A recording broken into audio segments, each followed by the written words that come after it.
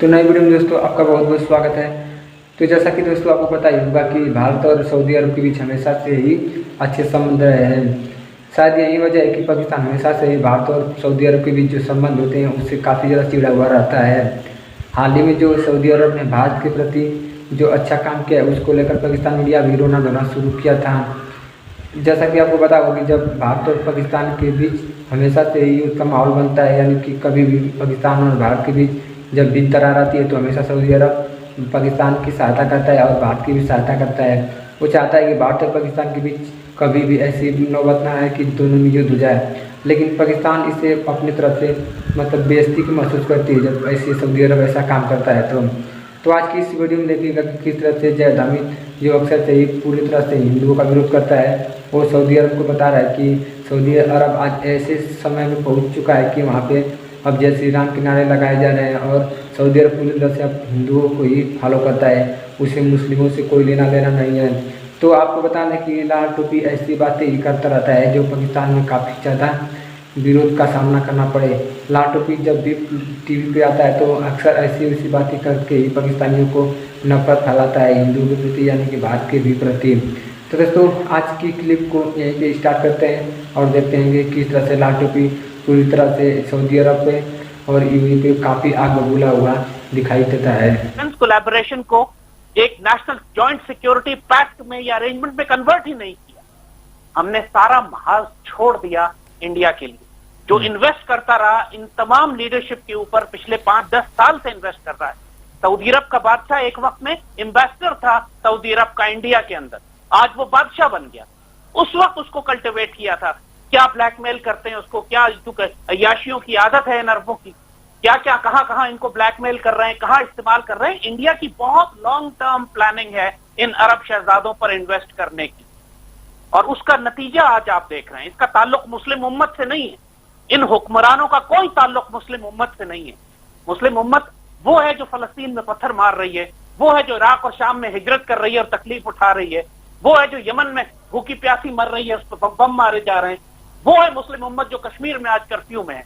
मुस्लिम उम्मत सलामत है, मुस्लिम उम्मत एक दूसरे का दुख महसूस कर रही है। आप ये ना कहें कि मुस्लिम उम्मत मर गई, मुस्लिम उम्मत जिंदा है। ये हुक्मरान खाइन और गद्दार हैं जिनका उम्मत से कोई ताल्लुक नहीं। ये वो हाशमी है जो बेच रहे हैं आबरू दीन मुस्तफा, जिनके बारे में इकबाल ने फरमाया था। जी जैद साहब, फरवरी में भी सुषमा स्वराज को इन्होंने यूएई ने ही बुलाया था ओआईसी के फोरम के ऊपर। तब से अब तक पाकिस्तान किस तरह का एहतजाज रिकॉर्ड करवा सकता था कि आज इस नहज के ऊपर जब पूरी दुनिया और स्पेशली पाकिस्तान मोदी के खिलाफ बात कर रहा है, लेकिन वो जफियां लगा रहे हैं मोदी के साथ। हमारी फॉरेन पॉलिसी है किधर? Where is our diplomacy? आपको इस कश्मीर इस क्राइसिस के अंदर रियलिटी चेक नहीं हो गया अभी तक?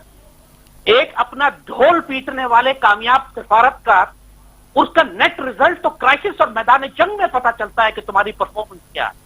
पिछले 1 साल में क्या परफॉर्मेंस, ऑडिट करें ना, परफॉर्मेंस ऑडिट इनका। आप कौन खड़ा है आज आपके साथ कश्मीर के मामले में? और ये कौम को उल्लू बना रहे हैं, बेवकूफ बना रहे हैं पूरी कौम को कि हमने अक़वाम मुत्तहिदा से बात कर ली, तो सफीरों से बात कर ली, तो फलाने ने बड़ी जनाब तशवीश का इजहार कर दिया। On in ground the situation is we have been defeated diplomatically, we have been defeated politically, और हमारे कश्मीर के मामले पर कोई प्रेशर हम इंडिया पे बिल्ड नहीं करते। अभी ओआईसी अगर हम बात करते हैं कि ओआईसी का फोरम बुलवाना चाहिए, यहां पर इजलास बुलाना चाहिए, तो यहां से इस तरह के पैगामात आ रहे हैं, तो फिर इससे तो हम भूल जाएं कि अब ओआईसी फोरम हमारे लिए खत्म हो गया फ्यूचर में। ओआईसी का फोरम वाकई खत्म हो गया। आपको इसीलिए याद होगा कि 2 हफ्ते पहले 3 हफ्ते पहले मलेशिया ने टर्की में जाके बात की थी कि अब पाकिस्तान, टर्की और मलेशिया को अपना अलग ब्लॉक बना लेना चाहिए।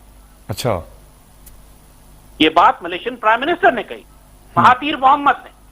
उन्होंने इसीलिए कहा था कि पाकिस्तान मिलिटरली स्ट्रांग है, टर्की और मलेशिया इकोनॉमिकली स्ट्रांग है, और हम मिलकर अपना ब्लॉक बनाएं ताकि फिर हम दुनिया में इन्फ्लुएंस करना शुरू करें। एक पावर ब्लॉक हमारा हो, कलेक्टिव सिक्योरिटी अरेंजमेंट हो, एक मुल्क पर हमला दूसरे मुल्क पर हमला तस्वुर किया जाए, हमारी फौजें डिप्लॉय हो एक दूसरे के मुल्क के अंदर, ज्वाइंट डिफेंस पैक्ट हो नेटो की तरह, हम 3 मुल्क शुरू करें, बाकियों को भी हम शामिल कर लेंगे। ओआईसी की क़यादत अरबों के हाथ में, और अरब जो है ये आबरू दीन मुस्तफा बेच चुके हैं, इनसे कोई तवक्को खैर की नहीं की जा सकती। सईदी रसूलुल्लाह सल्लल्लाहु अलैहि वसल्लम ने फरमा दी थी ये बात, जिसका मफहूम है कि क़यामत उस वक्त तक नहीं आएगी जब तक अरबों में एक ग्रोह दोबारा बुत परस्ती नहीं शुरू कर देंगे।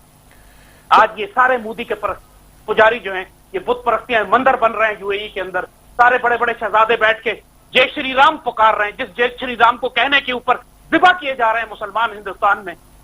ये बड़ी खुशी से हिंदू पादरियों के, हिंदू पंडितों के सामने बैठ के हाथ बांध के जय श्री राम करके बुतों की पूजा कर रहे हैं। सईदी रसूलुल्लाह ने सच फरमाया था कि क़यामत उस वक्त तक नहीं आएगी जब तक अरबों की एक जमात दोबारा मुशरिक ना हो जाए। जय साहब, लेकिन वजह क्या है? हम सऊदी अरेबिया हो, यूएई हो, अरब ममालिक हो, वो हमारी पॉलिसी के खिलाफ चले, हम उनके साथ उस तरह जारहाना या जो स्ट्रॉन्ग एहतजाज है वो रिकॉर्ड नहीं करवा पाते। वजह क्या है आखिर? ये हिस्ट्री रही है। सिंपल है ना कि आपने अपना रिलेशनशिप उनके साथ भीख मांगने का रखा हुआ है।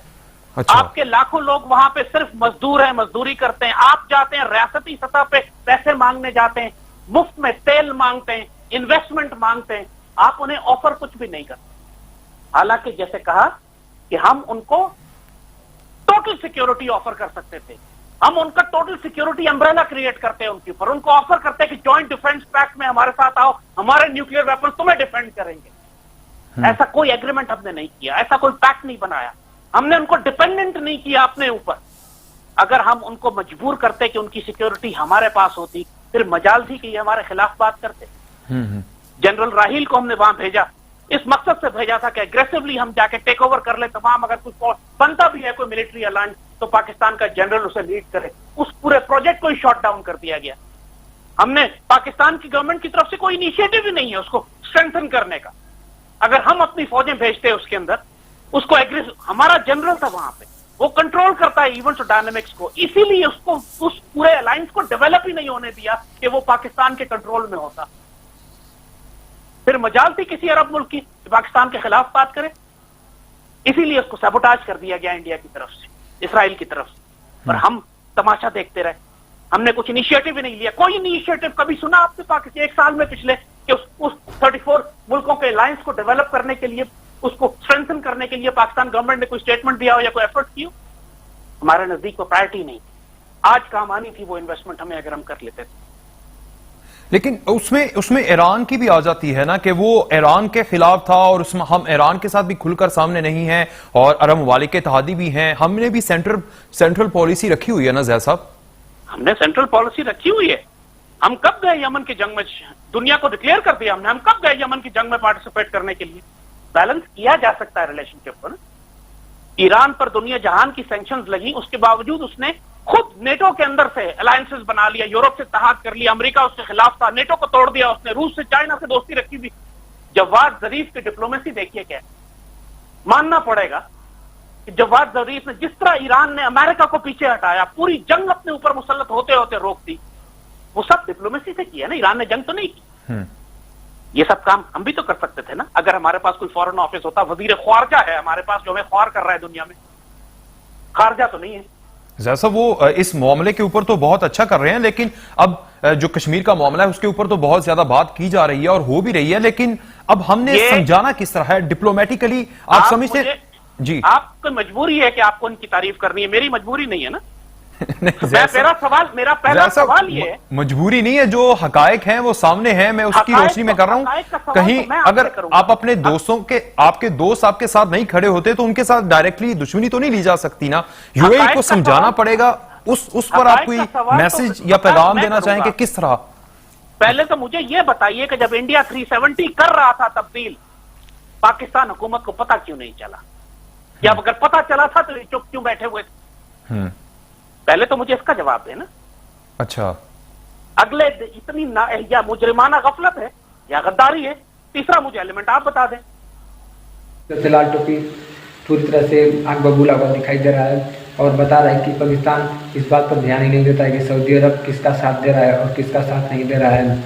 लेकिन पाकिस्तान करे तो करे क्या, क्योंकि पाकिस्तान पूरी दुनिया में अलग हो चुका है। सऊदी अरब ही एक ऐसा देश नहीं है जो पाकिस्तान को सबक सिखाता है, और भी देश हैं जो पाकिस्तान को पूरी तरह से खुलकर विरोध करते हैं।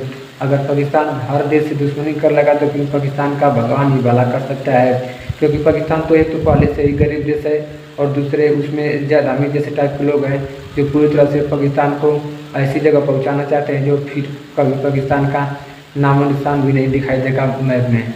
तो दोस्तों आपको पता है कि लाल टोपी अक्सर ऐसी बातें करके ही पाकिस्तानियों को नफरत फैलाता रहता है, लेकिन आज के जो हालात हैं उससे तो लगता है कि लाल टोपी को भी अब कोई सुनने को तैयार हो नहीं रहा है, क्योंकि सब लोग जान चुके हैं कि जैद हमीद जो अक्सर ही ISI का एजेंट के रूप में काम करता है पाकिस्तान में, अब उसकी बातों में दम नहीं रह गया है। लेकिन लोग ऐसी बातों को उसको ऐसे कॉमेडी के रूप में ही सुनते हैं, क्योंकि उन्हें पता है कि जो बात लाल टोपी कहता है वो कभी सत्य हो ही नहीं सकता।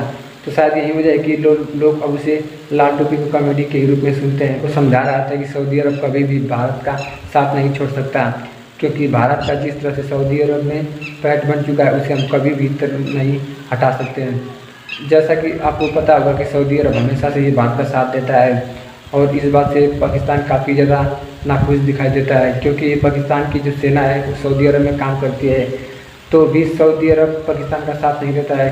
शायद यही वजह है कि पाकिस्तान हमेशा से ही सऊदी अरब से नाराज दिखाई देता है। लाल टोपी तो अक्सर ही भारत के प्रति घिनौना सोच रखता है, लेकिन आज की इस वीडियो में अभी अपने किस तरह से लाल टोपी सऊदी अरब के बारे में अनाप शनाप बक रहा था।